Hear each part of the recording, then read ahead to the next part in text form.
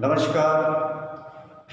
Chapter 4 use of there. There के द्वारा हिंदी वाक्यों का अंग्रेजी में अनुवाद करते समय कहाँ प्रयोग करते हैं। आइए हम सबसे पहले देयर के बारे में जानते हैं।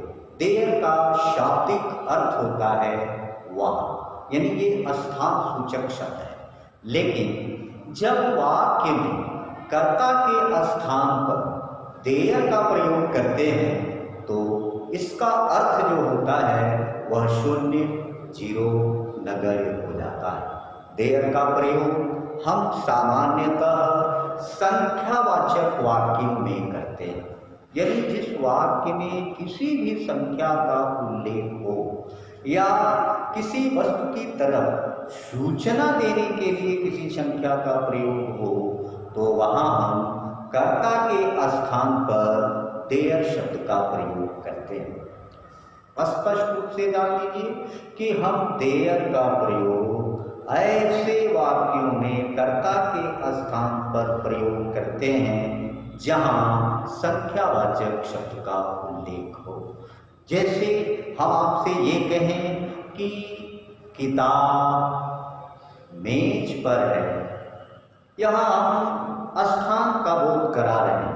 एक किताब मेज पर है, यह सूचना दे रहा है, इसलिए हम इस वाक्य को प्रारंभ करते समय कर्ता के स्थान पर देयर का प्रयोग करते हैं। अब हम देयर के साथ सभी काल का प्रयोग करते हैं। काल का मतलब टेंस, किसी भी टेंस का प्रयोग हम देयर के साथ कर सकते हैं। There is, there was, there will be, there have been का भी प्रयोग हम कर सकते हैं। देयर के साथ कर्ता के नंबर को डिटरमिन करते समय हम वाक्य में प्रयुक्त संज्ञा के नंबर के आधार पर देयर का वचन निर्धारित करते हैं।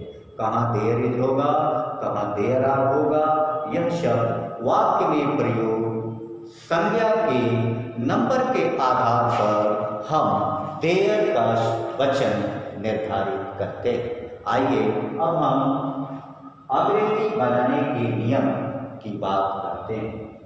स्वीकारात्मक वाक्यों को अंग्रेजी में अनुवाद करते समय सबसे पहले वाक्य को देयर से प्रारंभ करते हैं, उसके बाद वर्ब के बाद अन्य शब्दों का प्रयोग करते हैं। OW से अन्य शब्द, जैसे उदाहरण लिखा हुआ है कि एक राजा था। अब आप देखिए इसमें संख्या का बोध है, किंग वॉज सेंटेंस नहीं है, इसलिए इस वाक्य में संख्या का अगर बोध है तो इस वाक्य के कर्ता के स्थान पर हम देयर का प्रयोग करेंगे। तो कर्ता के स्थान पर हमने देयर लिखी। अब ये टेंस की बात करते हैं तो वाक्य के अंत में था लगा हुआ है, इसलिए यह सिंपल पास्ट टेंस है। तो था का नंबर डिटरमिन करना है तो राजा शब्द एक शब्द आया, इसलिए सिंगुलर है, तो यहाँ था की अंग्रेजी हो गया देयर वाज अ किंग। अब आप देखिए देयर का नंबर अगर हमको बदलना हो, कक्षा में 4 छात्र थे, कक्षा में 4 छात्र थे, संख्या पूर्ण बता रही है, इस वाक्य का अनुवाद हो जाएगा there were 4 students in the class. कक्षा में 4 पंखे हैं, present tense, there are 4 fans in the class. कक्षा में एक पंखा होगा, there will be a fan in the class. तो देयर का स्वीकारात्मक वाक्यों का प्रयोग आपने देख लिया। अब आइए अगर वाक्य नकारात्मक है तो नकारात्मक वाक्यों को अंग्रेजी में अनुवाद करते समय हम बी के बाद नॉट या नो शब्द का प्रयोग करते हैं और इनके बाद अन्य शब्दों का प्रयोग करते हैं। यानी वाक्य की वाक्य संरचना हुई there, verb be plus not या नो, अन्य शब्द। अन्य शब्द से तात्पर्य हमारा कंप्लीमेंट कर। उदाहरण देखिए, कोई कुर्सी नहीं है, कोई कुर्सी नहीं है। इस वाक्य का अंग्रेजी में बात करना है तो आप संख्या का बोध कर रहा है, देयर से शुरू करेंगे, देयर इज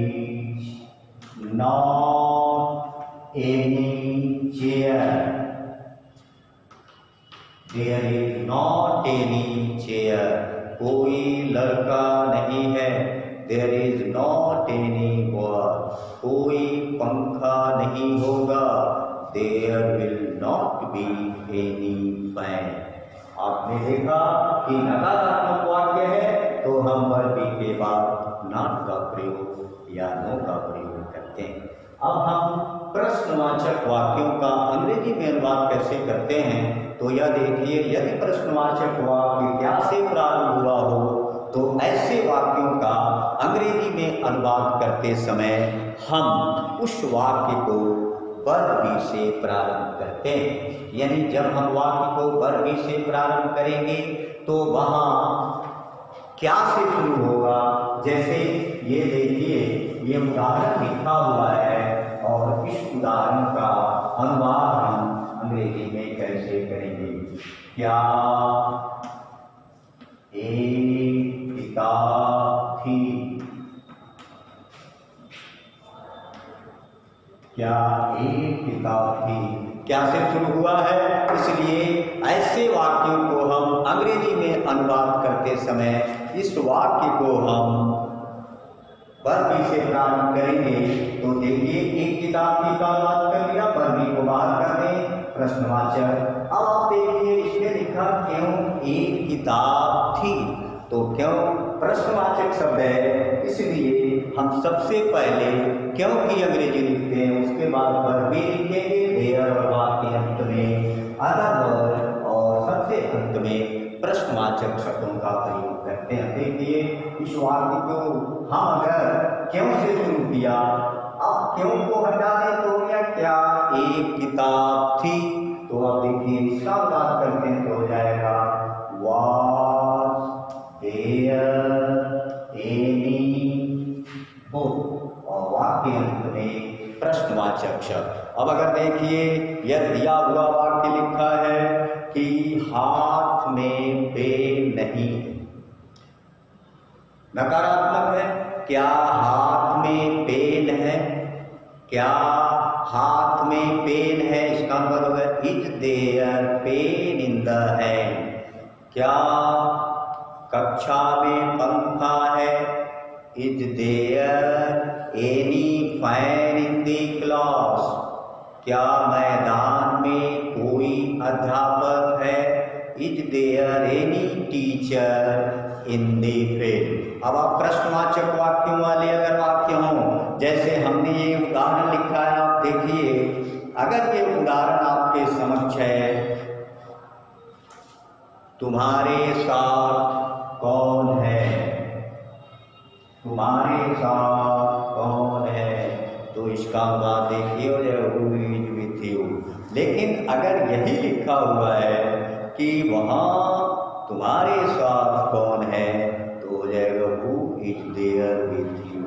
देखिए लिखा हुआ है who is there with you, और वाक्य अंत में क्वेश्चन मार्क। अब अगर वाक्य में ये लिखा हुआ है कि कक्षा में 10 छात्र क्यों हैं, क्योंकि अंग्रेजी सबसे पहले Why are there 10 students in the class?